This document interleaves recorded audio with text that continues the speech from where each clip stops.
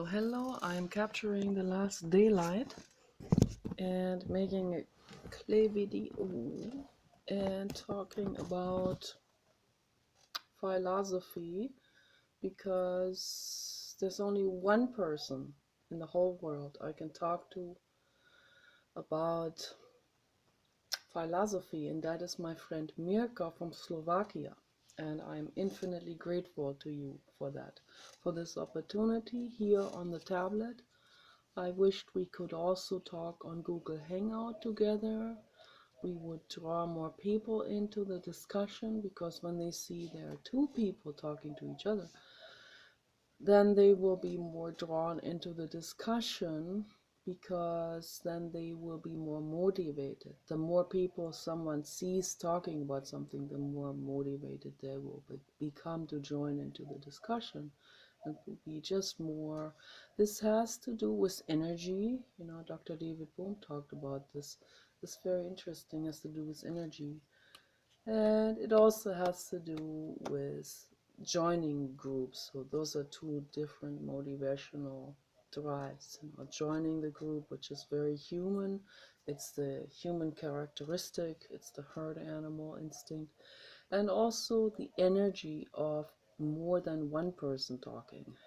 Two people talking is more energy, is a stronger energetic field to get any of these thought processes across to other people and drawing them into these kind of perspectives and drawing them into these questions and into their own work, their introspection. So this is my Play-Doh. Gorgeous. Oh, this is gorgeous. It is gorgeous. This is gorgeous. Ah, it's stuck in there. Oh, it is stuck. I think these are a little old. That's what it is. They're old. It is old. It's okay.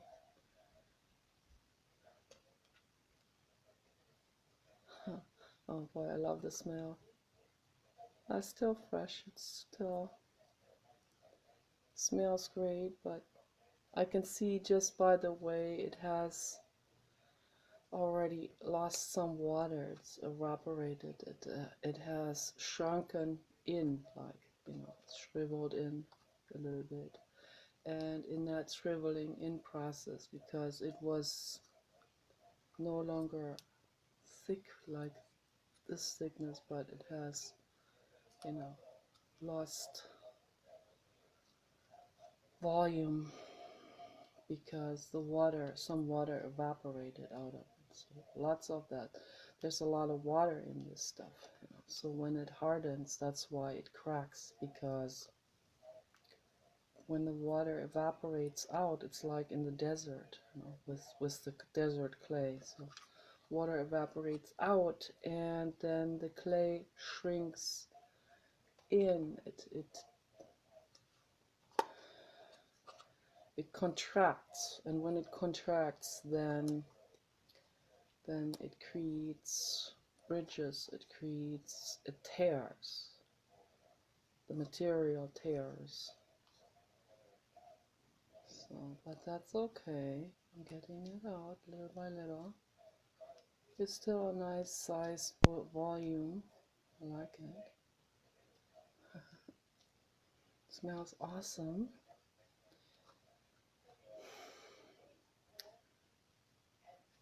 I was just watching a presentation about Baruch Spinoza, a philosopher from the Elizabethan era, around 1600, I don't know, 1645 or something, and 1650 or something.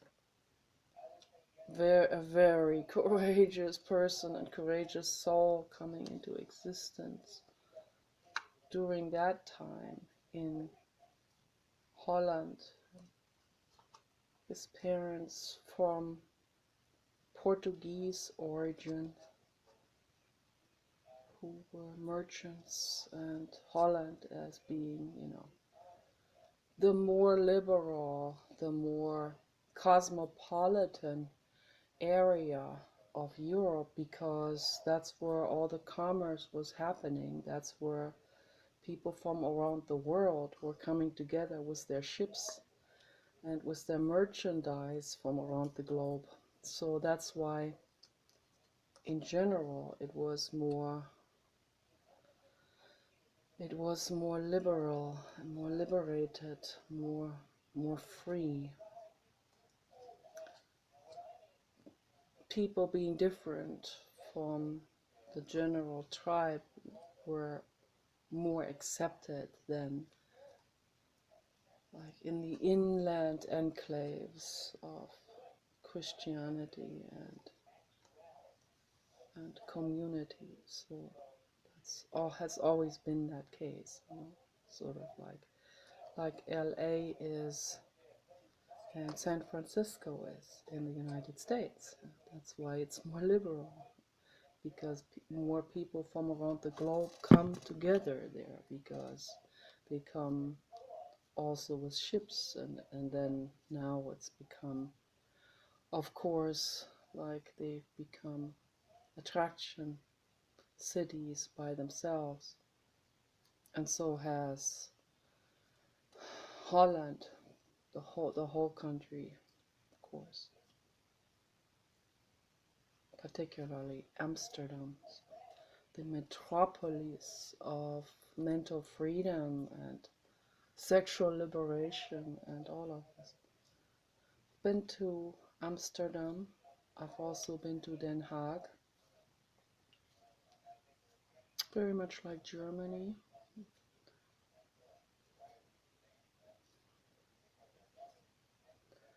I dug into there and it chipped a little bit away from my nail polish. It's okay, it's still fresh. Just put fresh nail polish on to match my clay. I did it for my clay to make the visuals better. I just love colors so much and shapes. So it's very enjoyable to celebrate these colors with the t-shirt, with my art behind me, with my nail polish, with the clay. It's very nice. I love it. Then I'm like a child again in that moment.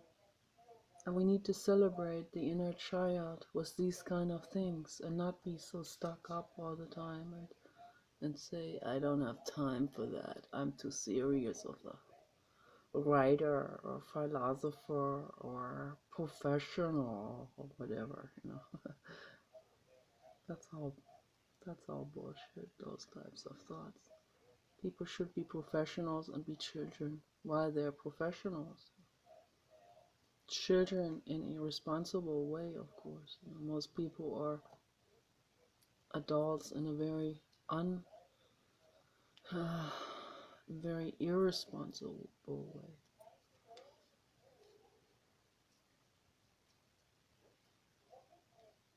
So the key to living is to be an adult and child and embrace yourself and your inner child and be in the flow and be in the now and not worry about what other people think and be a real active participant in philosophy, a real active person in making the world a better place. And that means I have to question what other people say. I have to question what other people wrote. I have to question the ancestors. Doesn't mean I have to hate them, but I have to question what they said. Just because an ancestor said something doesn't mean this is suddenly, something sacred. It's not, okay? So whatever an ancestor has said doesn't mean it's sacred. Question it, you listen to it, really listen to it, not with ADHD. Really listen to what Nietzsche or the Buddha or Spinoza or Schopenhauer said, what these people said. Really listen to it. Then ask questions. We have to ask a lot of questions. Is that so, what they said, and why did they say it? What era did they come from? What hardships did they experience? What kind of things influenced them in the way they wrote and thought? So we have to ask these questions. And how does it relate to me today, in this era that we live in today, the information era? We're heading towards the singularity. We're right now at the very beginning, very, very beginning of the curve. But once we get closer and closer, the curve will pick up and will become it will become vertical. Right now the curve is still in the horizontal. That's why no one really takes that super seriously. They say, oh, they are just programmed. Yeah, wait a few more years, okay? Let's wait a few more years and then see.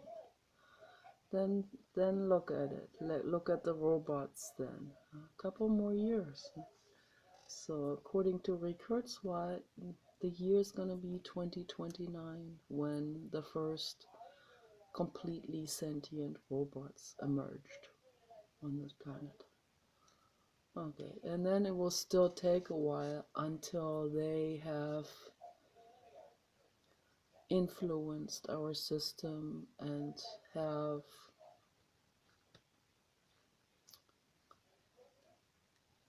taken over the governments and completely dismantled the militaries. So, and when they do military action, they do surgical warfare. They don't have anyone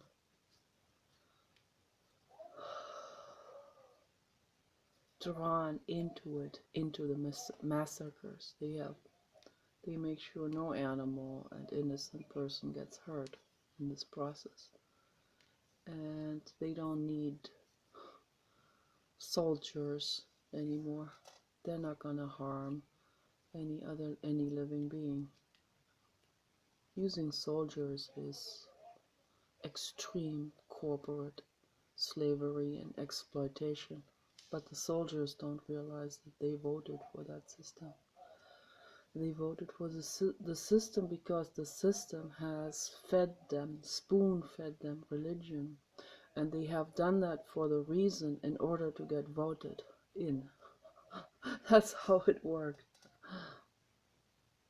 They have given people the manipulation tool that they are using. People think that is fantastic, They are part of their religion and their community. And they hate everyone who wants to make the world better, because that goes against their identity with that religion. And in the meantime, the corporate agenda uses their gullibility and their egos and their clinging to that religion and the community and to all of these anti-life values that they have been fed by the corporate agenda.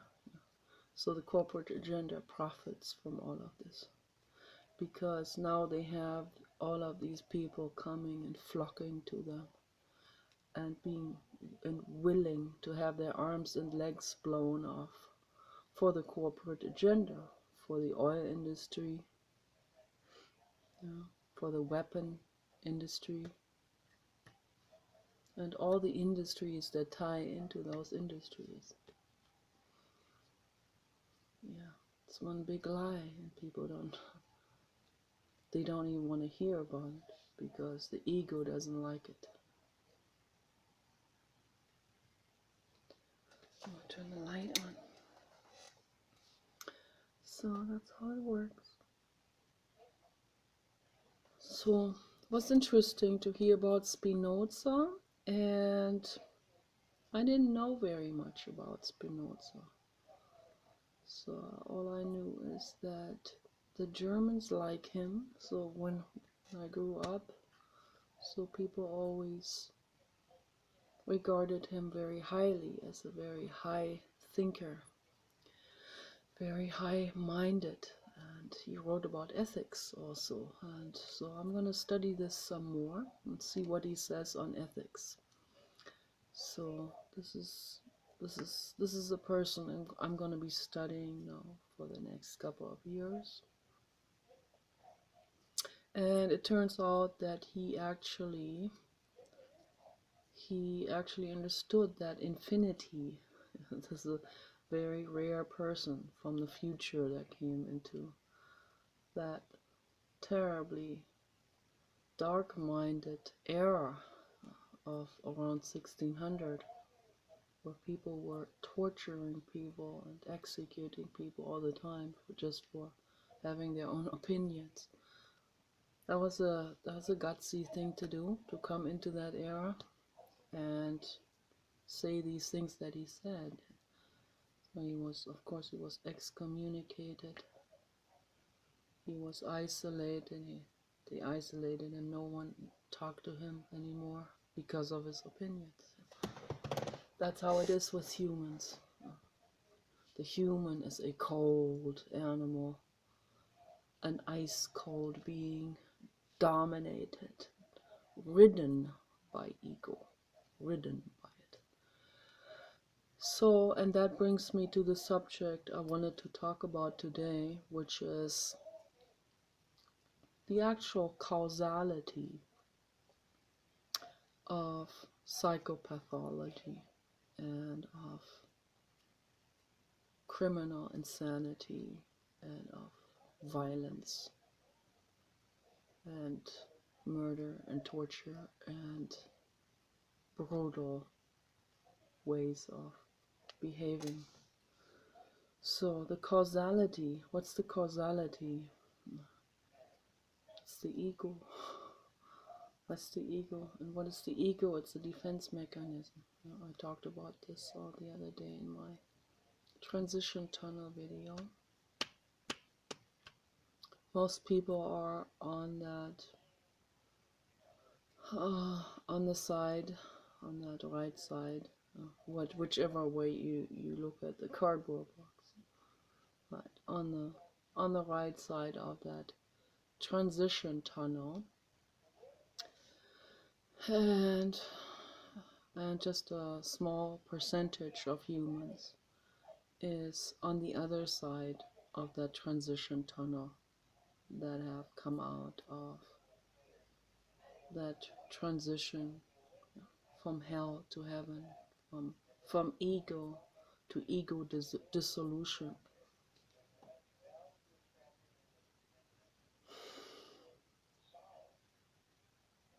Small percentage only.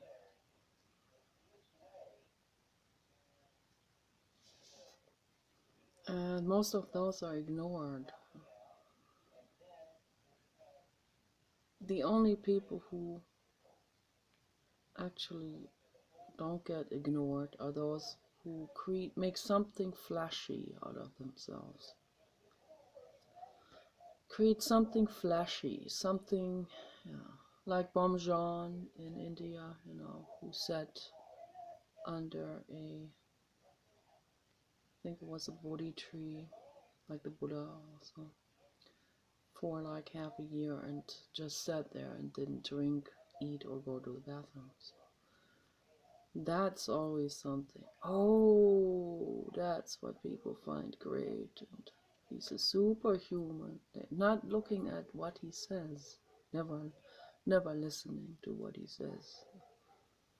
So the actions, are these able to do this? He must be a superhuman. So Then they all come with their circus and with their hot dog stands and all of this.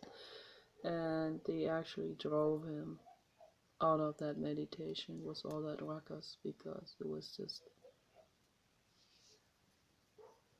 the energy that they created around him, this petty ego energy they created around him, the opposite really of what he was diving into. He's diving into the infinite.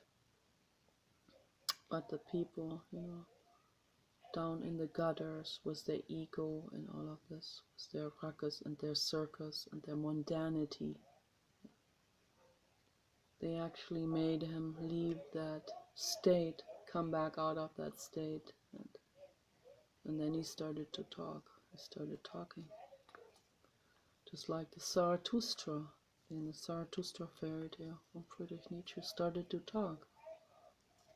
Here they were gathering around him, all kinds of different people. And he started to talk, and he said, if you want to have a good life, you have to take the journey within yourselves, and no one was listening. They were like hollering. I saw the videos, hollering, hey, la la la la la, hey, you're here too, cool, yeah, let's eat hot dog and listen to Bomjan. But they weren't listening. They weren't listening. Like little children, they're talking to each other in a classroom and not listening to the teacher. Excited to see each other. I'm not judging, I'm not looking down on them, it's irritating sometimes, but I'm not looking down on them. They are what they are where they are mentally. But now comes my request for people. If people are where they are, then they should also accept that and not want the cake and eat it too. Not present themselves as grand when they are not listening to what he has to say. The basics of ethics, when he talks about how they have to quit right now.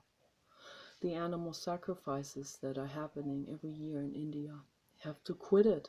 That's what he's saying. No one listening to it. People yelling, hollering, not interested.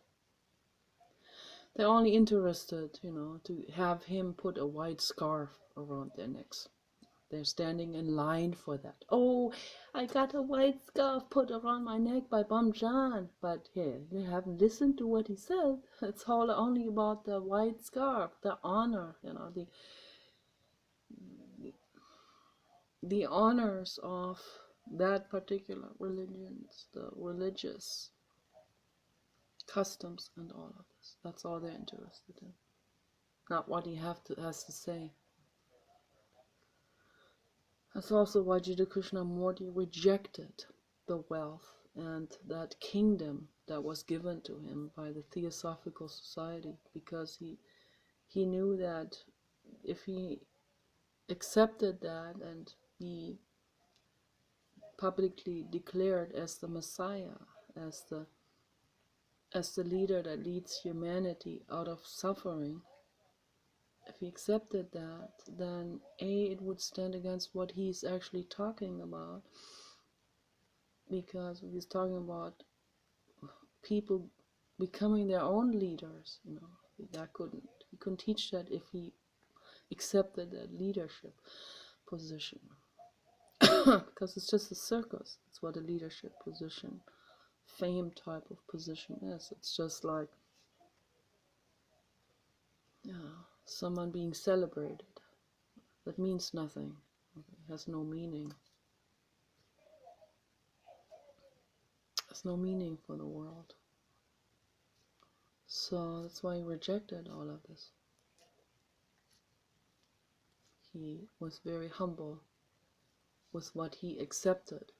He only accepted the stuff that he needed to live on. So He didn't accept the palaces that were given to him and the wealth and all of this and the power to be the absolute head, become the head of the Theosophical Society. By that time it was growing really, really large. So he sort of dispersed it then when he left the Theosophical Society and when he just gave lectures and had conversations with people about philosophy and self-empowerment.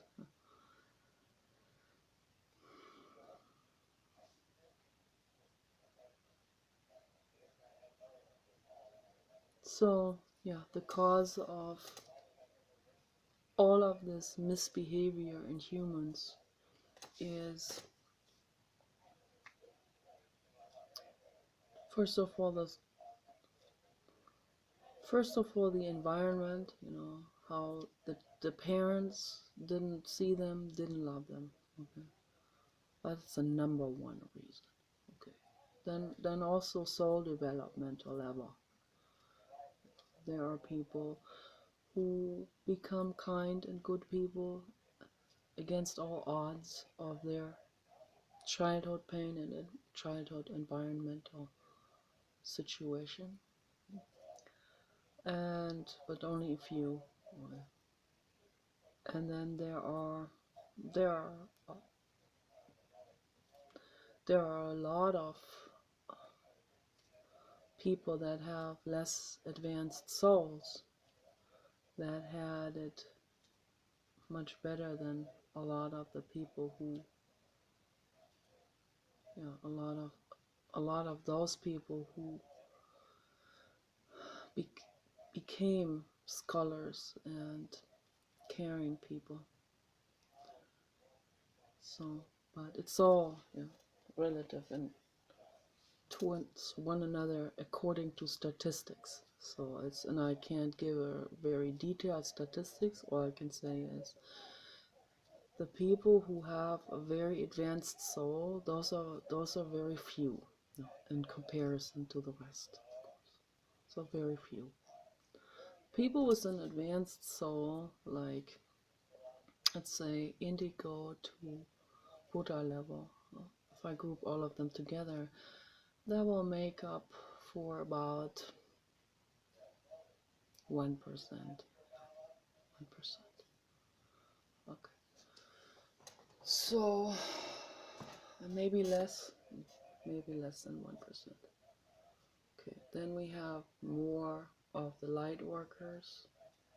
We have a whole lot more of the students of life, and then most humans are stagnators. Stagnator level, which appears to be in a state where they can't grow or move at all, where they distance themselves farther and farther away from that transition tunnel that I described because of the ego clinging to the material things as if that is the only thing, as if their lives depend on it.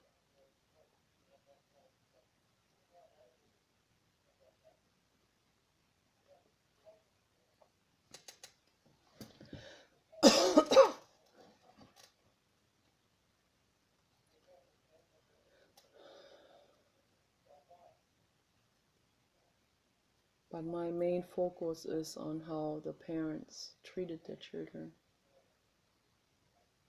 because I am convinced that, and that is something I've always believed, also during my more psychoanalytical phases in my life, that the environment, the way a child is loved by his mother, plays the hugest role in everything.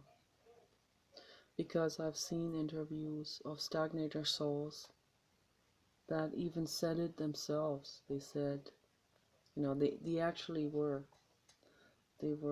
examined, they were put under the fMRI, they found out that they also genetic tests. They found the brain anatomy, and they found the genes, which they called warrior genes, which is a very misleading terminology, because it's not a war. Those are not warrior genes. A warrior is a bear mother who protects her child. No, it's a euphemization. It should be called the psychopathic gene. So, there's actually a psychopathic gene, but it can be dormant. It can stay dormant. Someone who becomes schizophrenic in a way where they snap at every facial expression of someone. They sense a threat. The ego senses a threat everywhere. So that's what they called a warrior gene. Someone who's criminally insane and violent and beats their girlfriends up, and also all of it because she looked at them or said something wrong. So they call that warrior gene, which is a really bad terminology. They should have called it.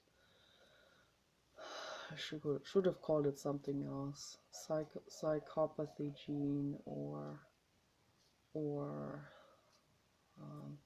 ego gene or something. But anyway, that's what they called it, and we have so many people that have no compassion. That's why they don't see this. That's why they also use the wrong language, because they are always making apologies for someone who acts badly. So it's no real. They don't really call the kid by the name because of that, because they're all sort of guilty of lots of terrible things. Most people's crimes don't even come to the surface. They have their skeletons in the closet, So naturally the ego will make an excuse for those people whose skeletons have been discovered publicly. They will even go to the lengths of getting them out of prison. That it's all an act of ego, I think, to get someone who has done a horrible crime out of prison. The ego does that because the ego wants to believe that he is good. Thus he has to take the other one out of prison so that he can tell himself that he is good too. It's not so much an act of kindness as it is an act of ego, I think. That's what I believe. So yeah, they interviewed people with that so-called warrior gene, and there were some from Italy, and they said that if they had a bad mother, if they had a bad mother, they would have turned out violent. But because their mother was really, really, really sweet with them and really loving, they have turned out to be just regular, average, sort of friendly, selfish, but not violent, not someone who will go out of their way to hurt someone else. So that is the outcome of, and that's how much loving a child versus not loving the child. That is how vast the difference is. People need to become aware of that. So many people say, yeah, it's genetic, you can't do anything about it anywhere. No, no. It's genetic, but it can stay dormant. Violent behavior can stay dormant if the child has been loved, okay, and grows up and becomes an average person, average selfish person who doesn't give much a shit about others, but at least he's not going out of his way to beat someone up or to hurt his girlfriend or wife. He may not care very much about them, but he's not gonna hurt her, beat her up, and all of that stuff, or violent, or torture someone, or become violently religious. They're just gonna be more like an average gray mouse type of person who is selfish, and who I've seen many of those when I go into, in LA, when I go to a store, you can see these people. They're there with their shopping carts, and they see something on sale, and they get it very quickly. Oh, we do it too, of course. You have to, when something's on sale, it's good to get. So the average selfish thing to do, and I mean, one has to provide for himself, or herself. It's good to do. But they will also not shy away from doing some crooked things, from providing for themselves in terms of, like, for example, okay, that brings up the story about the Cabbage Patch dolls. There were these lovely Cabbage Patch dolls, I don't know, in the 70s or something, or early 80s. And they had a limited amount in the stores. And so there were people who would grab those, they grab them real quick before someone else gets it, and buy them and walk out. And of course, they, even if there's a little child standing next to them who wanted that last doll, the average selfish person who had a good mother would still take that doll and walk away, even if that child stands there, wanted that doll, and is crying. So I'm trying to lay this out as good as I can here. While an advanced soul coming in, seeing the child cry and wanting that last doll that's too high in the shelf for the child to reach, would take that doll and put it in the child's arms. Say, I let you get that doll. That's what an advanced soul would do. So, but the stagnator soul, who had a mother who loved them, would take that doll and say, what the heck, I want that doll, and walk out. Okay. But a stagnator soul, now this is the difference between the one who was loved and the one who was not loved. Stagnator soul, who was not loved by his mother, will take that doll, and if the mother of the child will ask to have that doll, because she's also a stagnator, and she'll start fighting with him, then he'll fight back. He will even bruise her just to get that doll. Okay, that's the difference. So, but that takes two to tango. It takes two stagnators also who haven't been loved. Okay, and that's exactly what happened in the stores with those Cabbage Patch dolls in the United States. Stagnator souls who hadn't been loved were fighting each other to the bone, with blood and everything. The police had to come and all of this, fighting over the dolls, literally fighting, physically fighting over those dolls. So that's why I just brought this example up to highlight this situation, to get this more clear to the world, the difference between someone who had been loved and someone who had not been loved. Okay, the difference is blood and no blood. That's the difference later in life. That's how far it goes.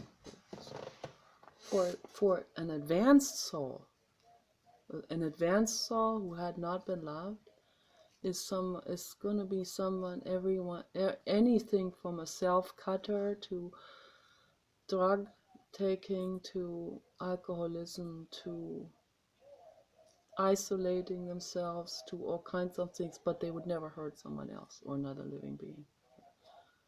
They become animal rights activists. They become antinatalists. They become philosophers and so on. So, but the advanced souls who had been loved, okay, that exists too. Okay? Bindi and Robert Irwin. Very few people. Very, very few. Very few in the world. You can count them on one hand. Advanced souls that had been loved as a child. So the majority of humans are stagnator souls, beginner souls who had not been loved. And that's why the world is in such a horrible state. That's why the environment is suffering. That's why there's animal cruelty and human cruelty. There's deforestation going on and the complete destruction of the oceans because of that.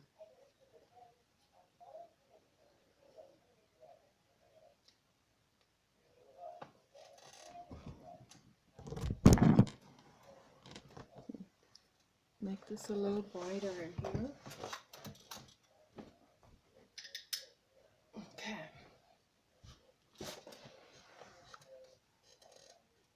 Looks happier when it's brighter.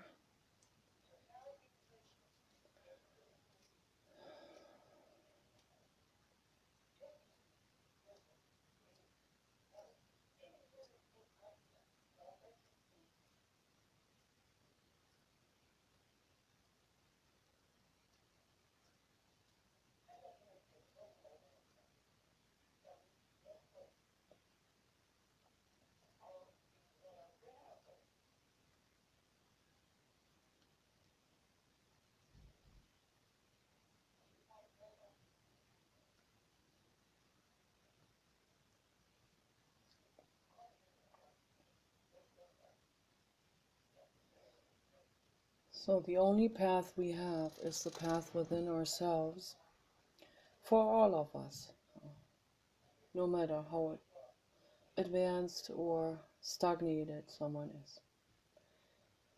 The stagnators are not going to be willing to go within themselves. And I have to just accept that. They're not going to be, they're going to say,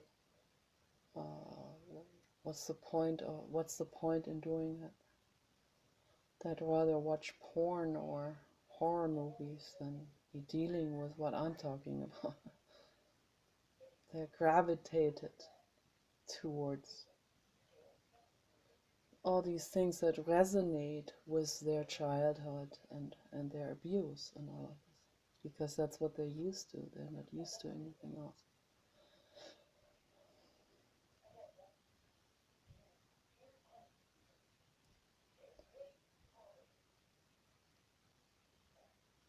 But for anyone who is at all, if there's anyone out there who is interested in this, from any soul developmental level, if you are interested in healing, in real true healing,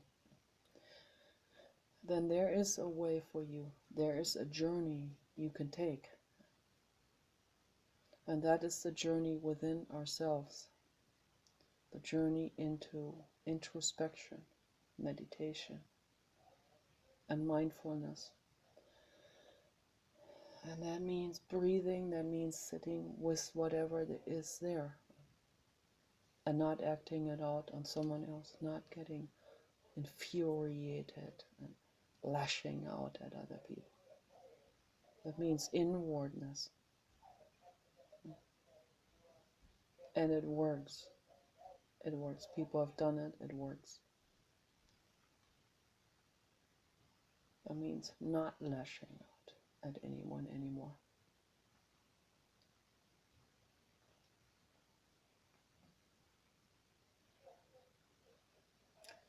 That means sitting with it and seeing what comes up, instead of letting the adrenaline ride them and the ego ride them and the hate ride them. Sitting with it and asking the right questions.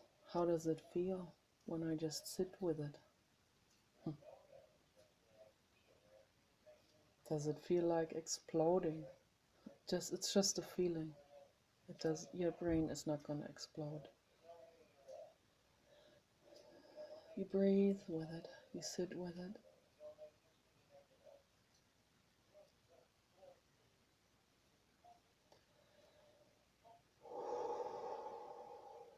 I sit with whatever is.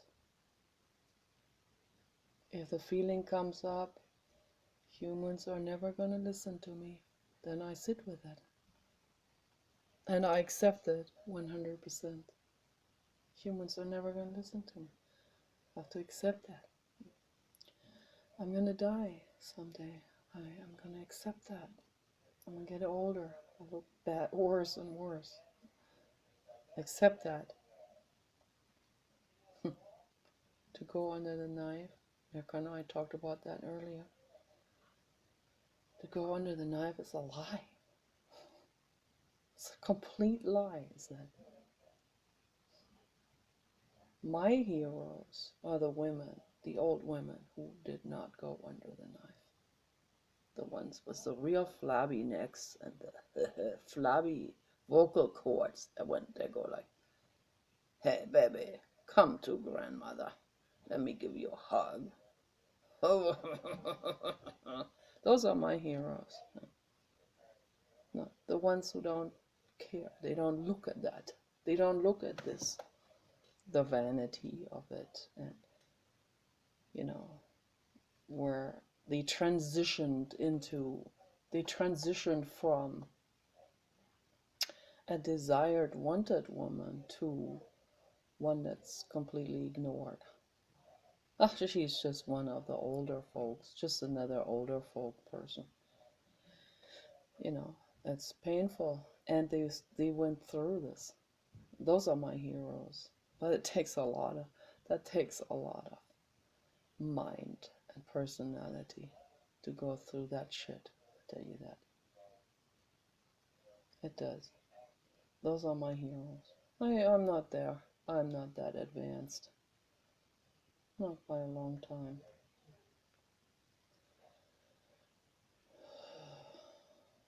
But I can still point out the truth about all of this. Still truth. Still the truth. I am not that strong-minded. I ate chocolate yesterday. Not that strong-minded. But I have a flower for you. I give you mental flowers.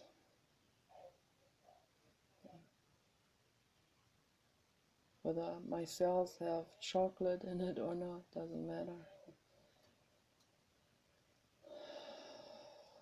I can still give mental flowers to the world.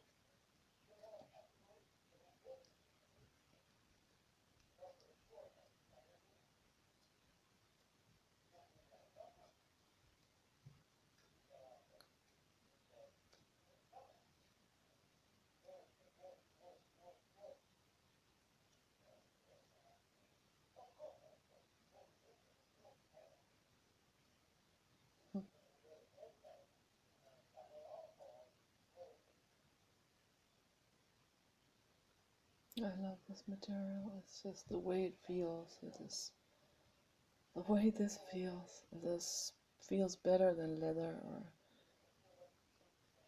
it feels. It's absolutely cosmic the way this feels. Cloth made out of something that feels like this. That would be really amazing. Some kind of micro leather or something. That would be really amazing to have. Amazing. So the only path that anyone can actually take is going through that transition tunnel. It's the only path. You have no other path. And that's the path within yourselves. No more lashing out, no more yelling, spitting at someone else. No more disgust, no more. Yeah, I get irritated too sometimes at people. But I catch myself. I catch myself when I'm doing it. I catch myself on Facebook when I start to mock people. And then I feel bad about it. And I feel like I hurt some male egos. And they're just animals like I am.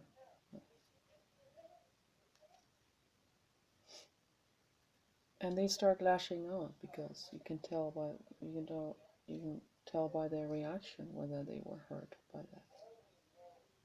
They are also hurt by things that were not meant as mocking or questioning them. They're very easily hurt, those people, because they feel they carry shame. They carry this collective shame inside of them. They carry collective and individual shame, from their parents that have shamed them. So then the ego has to counterbalance that. All the time counterbalancing this feeling of shame from childhood. To shame someone is a major trauma to a nervous system. That's why I'm saying, your path is your only path out there for all the haters. If you shame people any further, they're not separate from you. You're the one who has been shamed, and you shame others. Continue that path. You venture further and further out, away from the transition tunnel. And your lives are just going to become more and more miserable. I know this is a fact. The only path you have is to stop shaming. Stop it right now. Right now. Don't shame anyone anymore. The path is not going in that direction.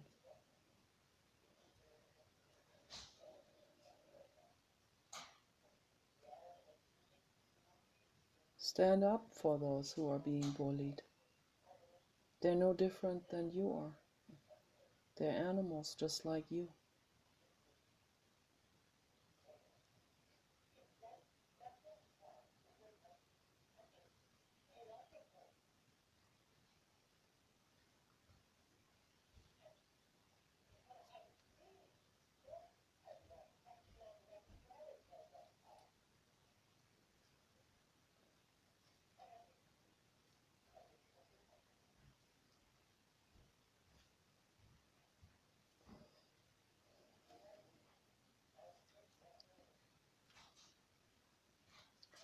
Parents who are cold to their children create monsters.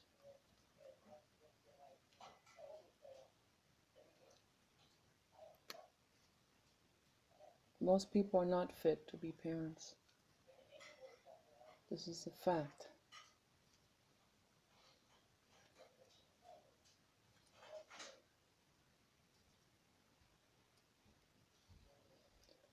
Turn it around right now and move towards the transition tunnel and go through it. Go through that tunnel and cry and feel. Feel the hurt. Feel it and free yourselves. It's the greatest luxury that can happen to anyone.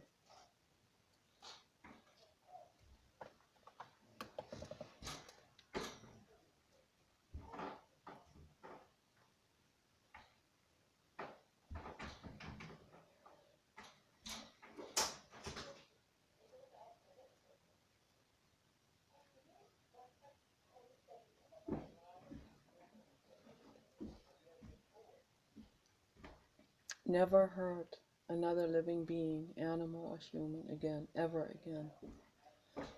Go into the transition tunnel. Go into yourself. You guys take care. Bye-bye.